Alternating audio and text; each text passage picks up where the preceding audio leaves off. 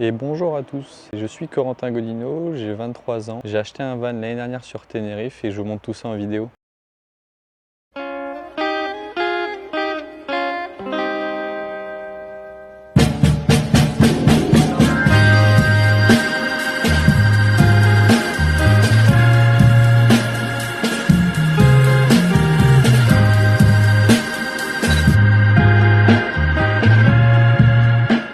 En 2024 sur Tenerife, j'ai acheté un van. Pourquoi sur Tenerife? C'est surtout parce que le van n'était pas produit en Europe et que j'ai trouvé une offre assez intéressante niveau prix là-bas. C'est un Mitsubishi L300 4x4 de 1992. Je voulais un van 4x4 principalement pour pouvoir être le moins limité possible sur les déplacements et puis pouvoir faire un peu de chemin, un peu de piste. Et donc, tout s'est fait assez rapidement. Courant d'été 2024, je suis entré en contact avec le monsieur un mois avant que je puisse poser mes vacances. Et un mois avant, il ne pouvait pas forcément me le mettre de côté. Arrivé à une semaine des vacances, je recontacte cette même personne et je lui demande s'il est toujours disponible. Il me dit que oui. Il m'avait montré à peu près les défauts du véhicule qu'il pouvait avoir en vidéo. Et donc, de là, on s'est décidé à prendre le billet d'avion. Billet de ferry pour le retour. Et donc voilà, on est parti pour prendre l'avion pour Tenerife. On avait 4 heures de vol à peu près. Et après ces 4 heures de vol, on est tout de suite accueilli par ce monsieur qui était d'une gentillesse formidable, qui nous a hébergés le soir même parce qu'on a eu un petit retard d'avion, on ne pouvait pas forcément se permettre de dormir n'importe où, c'était des dépenses en plus. Après le van, c'était pas faisable. Suite à ça, avec ce monsieur, on a fait tous les papiers, tous les documents étaient faits, donc on est parti voyager.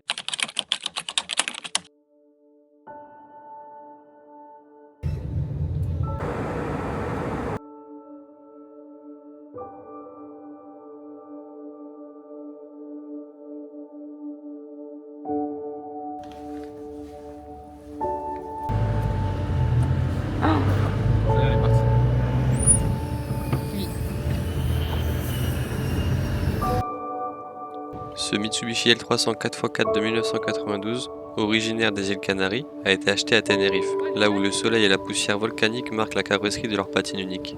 C'est un véritable véhicule d'aventure, robuste et simple, taillé pour les routes de montagne aussi bien que pour les pistes côtières. Sous le capot, un moteur diesel fiable et endurant, conçu pour avaler des kilomètres sans faiblir. La transmission intégrale enclenchable permet de passer sans effort du bitume au chemin rocailleux, offrant une motricité exemplaire sur les terrains difficiles. À l'intérieur, l'ambiance est celle des années 90. Tableau de bord minimaliste, siège d'origine aux tissus usés mais solides, et cette odeur caractéristique des véhicules qui ont vécu. Quelques marques du temps rappellent son histoire, mais tout fonctionne. Le L300 reste fidèle à sa réputation de petit fourgon indestructible. Sur l'île de Tenerife, il a connu les routes sinueuses de TID, les pistes de sable noir et les vents salés de la côte. Aujourd'hui, il porte cette âme d'explorateur, prêt à poursuivre sa route ailleurs, sur le continent ou au bout du monde.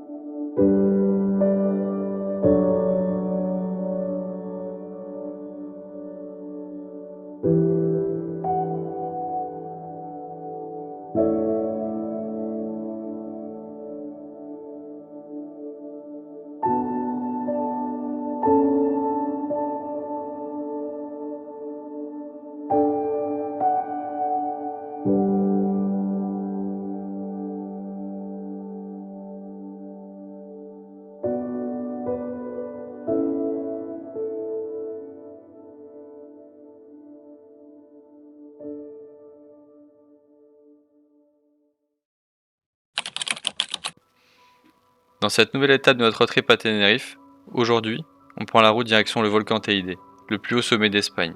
Perché à plus de 3700 mètres d'altitude, on grimpe avec notre van à travers des paysages complètement lunaires.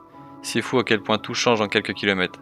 En bas, on était entouré de pins et de verdure, et maintenant on se croirait sur une autre planète. Roches noires, champs de lave, couleur rouge ocre partout.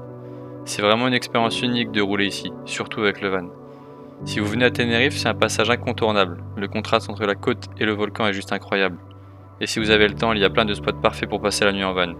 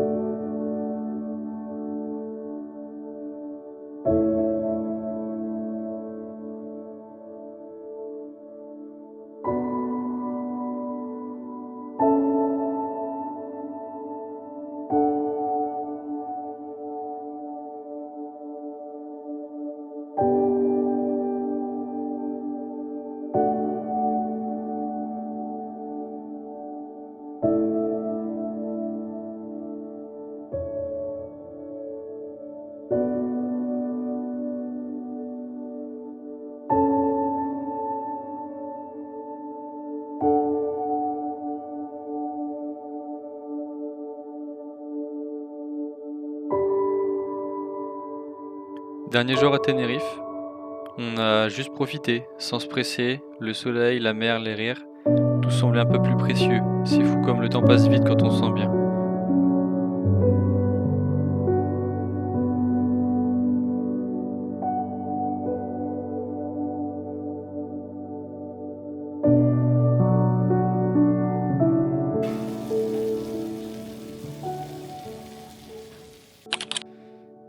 Après cette incroyable aventure sur la route de Tenerife et autour du volcan, il était temps pour nous de reprendre la route, ou plutôt la mer.